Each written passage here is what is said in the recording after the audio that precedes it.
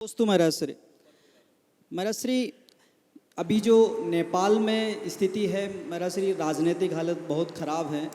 चूँकि जेन जेड जो एक 15 से 30 साल के युवाओं का एक पूरा ग्रुप है जो सरकार के भ्रष्टाचार और बेरोज़गारी के खिलाफ उन्होंने एक मुहिम छेड़ी और वहाँ के प्रधानमंत्री और राष्ट्रपति को भी भागना पड़ा और सोशल मीडिया को एक हथियार के रूप में यूज़ किया।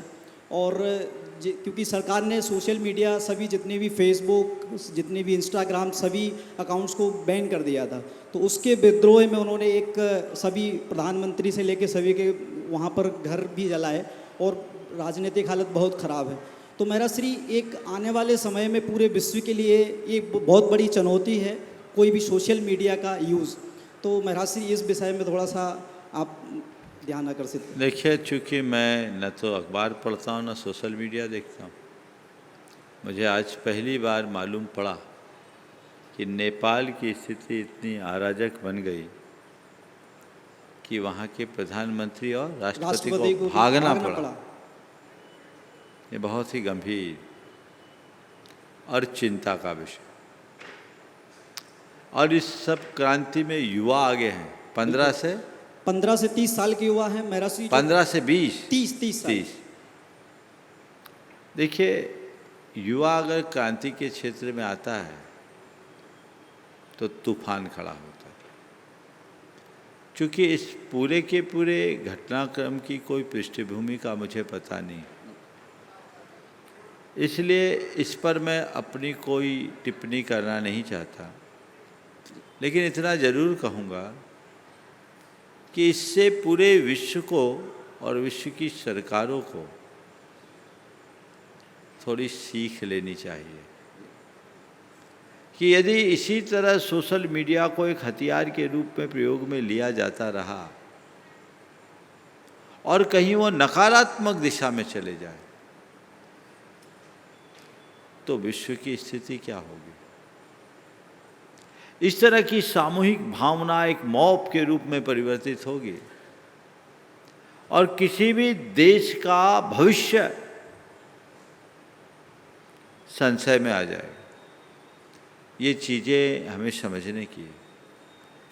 तो मैं तो समझता हूँ दुनिया भर के विश्लेषक इस पर चिंतन कर रहे होंगे, वो अपनी राय भी दे रहे होंगे कि किसी भी देश की चुनी हुई सरकार के मुखिया को भागना पड़ रहा है, उसका घर ही असुरक्षित हो रहा है,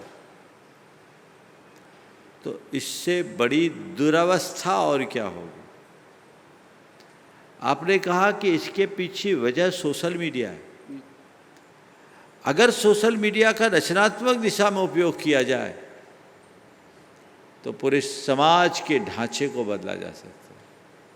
परंतु यदि वो इस तरह, चूँकि मैं पुनः दोहरा रहा हूँ, मुझे आगे पीछे का कोई पता नहीं। मेरा जी जेन जेड करके एक पूरा ग्रुप है जो ज़्यादातर जिनका व्यवसाय या जिनका रोज़गार जो सबसे ज़्यादा जो अगर करते हैं तो उसी यूट्यूब के बिज़नेस से, जैसे टिकटॉक और ये सब चीज़ें चलती हैं, उससे वो लोग अर्न करते थे। और सरकार ने फेसबुक, इंस्टाग्राम, एक्स सभी अकाउंट्स बंद कर दिए थे, सिर्फ चाइनीज़ ऐप टिकटॉक को चालू रखा। तो जिसके विद्रोह में सभी युवा आ गए कि उनको बेरोज़गारी का सामना करना पड़ रहा है। देखो, ये चीज़ें सरकार की नीति, सरकार ने किस दृष्टिकोण से ये बातें की और उसका क्या कुपरिणाम हुआ, ये विचारणीय है। लेकिन मैं ये कह रहा हूँ कि इससे पूरे देश की नहीं, पूरे दुनिया की सरकारों को सोचना चाहिए।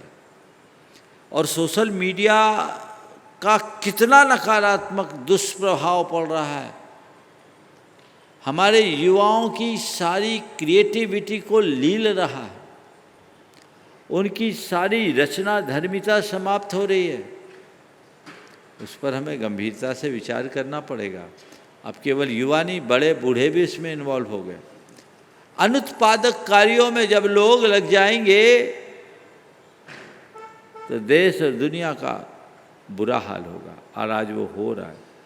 हमें चाहिए कि हम अनुत्पादक कार्यों से हटकर उत्पादक कार्यों में लगे और लगाएं, ताकि सुपरिणाम आ सके और कुछ बेहतरी घटित हो सके।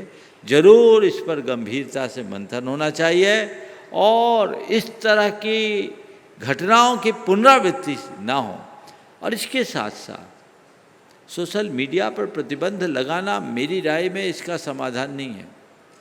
सोशल मीडिया के दुरुपयोग के प्रति समाज को जागरूक करना इसका सही उपयोग, सही उपाय। हम लोगों के मन में ऐसी चेतना जगाएं ताकि लोग खुद को सोशल मीडिया से दूर करें।